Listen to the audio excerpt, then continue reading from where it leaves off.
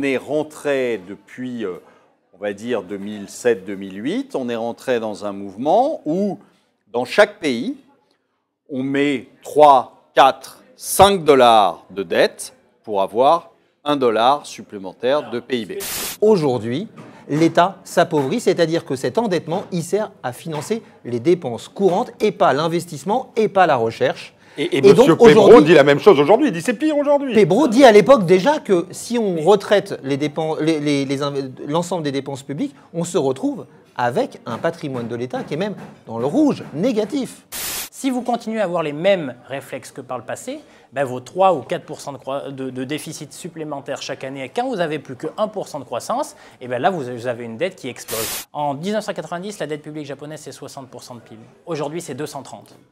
Rappelons-nous, les États-Unis, l'Allemagne, la France en 2007, c'est 60 points de PIB. Aujourd'hui, alors l'Allemagne est un peu particulière, mais les États-Unis et la France, c'est 100 points de PIB. Si nous continuons de faire ce que nous faisons aujourd'hui, nous irons jusqu'aux 230% en 2035. Le Japon, c'est comme quelqu'un qui est salarié et chaque mois, on lui fait une avance d'un mois de salaire supplémentaire et tous les mois, la personne touche son salaire plus une avance sur le prochain salaire. C'est de la dévaluation. Mais tout ça, on se dit, parce qu'à la fin, quoi, la personne va rien toucher. Mais les yens, on les prend là. Comment? Les yens, on les prend. Bah, de moins en moins.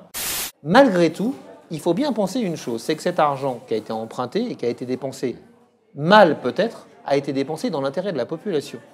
Peut-être mal, mais il a été dépensé dans l'intérêt de la population.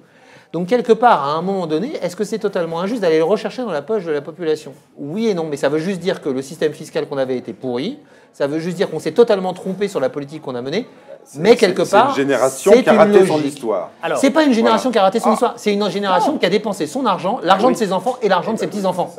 J'entends, c'est binaire. Tant qu'on a confiance, ça continue oui, et on continue à faire le du game changer, Qu'est-ce qu'on fait en France? Le game changer, c'est Trump. D'accord, Voilà. sauf que là, on n'y peut rien.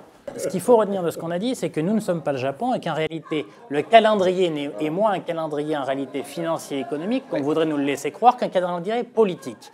Ça, c'est le premier point. C'est-à-dire qu'en fait, nous ne sommes pas face au mur.